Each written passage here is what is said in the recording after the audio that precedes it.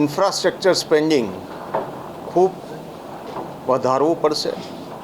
અમે સજેશને મોકલેલું છે અને ઇન્ડિયાએ પોતાની ઇકોનોમી અંદરથી ચર્ન કરવી પડશે. એ ધ્યાન રાખતા આ બજેટ ખૂબ બેલેન્સ બજેટ આવશે.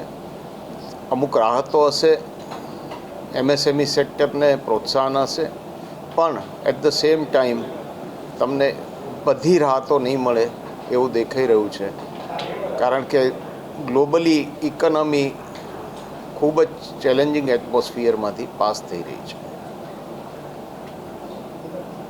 બાકી તમે ગુજરાતની જો વાત કરીએ તો ગુજરાત જે આપણું ગ્રોથ એન્જિન છે, લઘુ ઉદ્યોગ અને એમએસએમઈ માટે ઘણી બધી સ્કીમો એમણે જાહેર કરેલી છે કે જેના લીધે એ લોકોને ફાઇનાન્સની રાહત થશે, ઇઝ ઓફ ડુઈંગ બિઝનેસ થશે અને એ લોકોને ઘણું પ્રોત્સાહન મળશે અને ડેવલપમેન્ટ વધશે.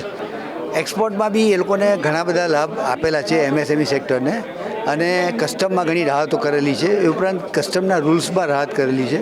ઓટો ક્લિયરન્સ ઓફ ધ કસ્ટમમાં બી રૂલ્સમાં રાહત કરેલી છે. એટલે ease of doing of business જે છે એની ઉપર ગવર્મેન્ટનું ફોકસ છે અને એના લીધે જ ઘણા લાભો ઇન્ડસ્ટ્રીને દેખાશે. ઇન્કમટેક્સના સ્લેબમાં કે અન્ય કોઈ લાંબા ફેરફારો નથી કર્યા. જે ઇન્કમટેક્સ એક્ટ 2026માં 1 એપ્રિલથી નવો આવી રહ્યો છે, ઇન્કમટેક્સ એક્ટ 2025 1961 પછીનો જે નવો મોટો સુધારો, એને ધ્યાનમાં રાખી અને ઇન્કમટેક્સમાં એવી જોગવાઈઓમાં બહુ મોટા ફેરફારો નથી કર્યા. પરંતુ જે કંઈ પણ નાના મોટા ફેરફાર કર્યા છે, જે ટીડીએસ અથવા તો ટીસીએસ હતા અથવા તો ડ્યુ ડેટ્સ હતા, જે રિવાઇઝ રિટર્નની જોગવાઈ હતી એમાં ટાઈમ લિમિટ એક્સટેન્ડ કરી, બીજી જે નાની મોટી મેટમાં ને બધામાં ફેરફારો કર્યા, એ ખૂબ જ આવકારદાયક છે.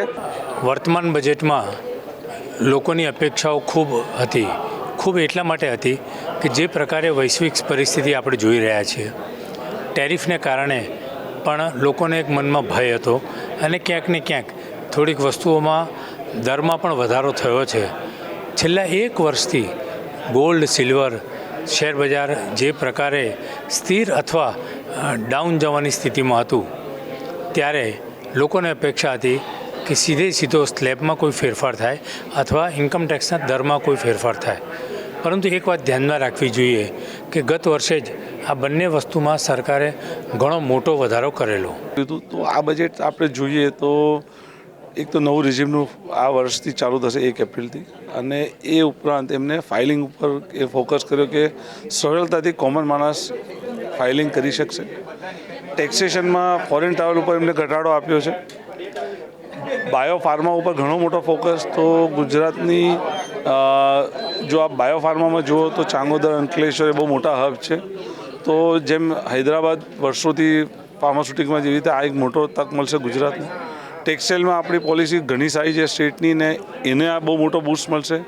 ઓલ ઓવર જે બજેટ જે મળ્યું છે, જે વુમેન માટે બહુ જ સારી વસ્તુ છે, જે વુમેન એમ્પાવરમેન્ટમાં ફોકસ કર્યું છે, જે આજની મહિલાઓ માટે જે બહુ હેલ્પફુલ રહેશે.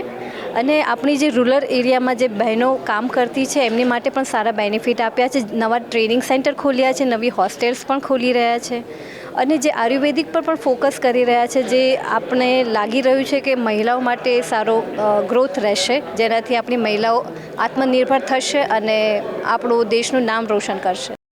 90 મિનિટની ભાષણમાં એક પણ યોજના માટે કેટલા નાણાં ફાળવણી કરવામાં આવી છે, યોજનાઓની કઈ રીતની આગળ વધારો થશે, ઘટાડો થશે, એ કોઈ સ્પષ્ટ રૂપરેખા વિનાનું આ બજેટ દેશના 140 કરોડ નાગરિકોને નિરાશા આપનારું છે. આ બજેટમાં 90 મિનિટની અંદર જે એમને વાર્તા કરી છે, એ વાર્તાની અંદર અગાઉની યોજનાનું પણ એક સ્પષ્ટતા સાથેનો કોઈ ઉલ્લેખ નથી. દેશની અંદર ગુંજેલા સ્વરો startup India, make in India સહિતના અનેક મોટી યોજનાઓ સંપૂર્ણપણે નિષ્ફળ જતા એનો નામ લેવાનું પણ નાણામંત્રીએ ટાળ્યું છે. 2 ફેબ્રુઆરીથી લઈને 12મી ફેબ્રુઆરી જન આક્રોશ યાત્રાનું 3ય ચરણ એટલે કે 3જા ચરણની યાત્રા શરૂ થઈ રહી છે. આ યાત્રા જે છે એ વલસાડના કપરાડા ખાતેથી શરૂઆત થનાર છે, અને આ યાત્રા જે છે એ 12મી ફેબ્રુઆરીએ નર્મદા દેવ મોગરા ખાતે પૂર્ણ થશે. ખાસ કરીને દક્ષિણ ગુજરાતના જે મુખ્ય પ્રશ્નો છે એ પ્રશ્નની અંદર ખાસ અનેક મોરચે દક્ષિણ ગુજરાત અત્યારે આર્થિક સંકટમાં ફસાયેલું છે. ખાસ કરીને સુરત, ભરૂચ, વલસાડ અને તાપી જેવા ઔદ્યોગિક વિસ્તારોની અંદર નાના અને મધ્યમ ઉદ્યોગો બંધ થઈ રહ્યા છે અને રોજગાર સંકટ ઘેરું બન્યું છે. સુરતના હીરા અને ટેક્સટાઇલ ઉદ્યોગના પ્રશ્નો છે, એને પણ વાચા આપવામાં આવશે.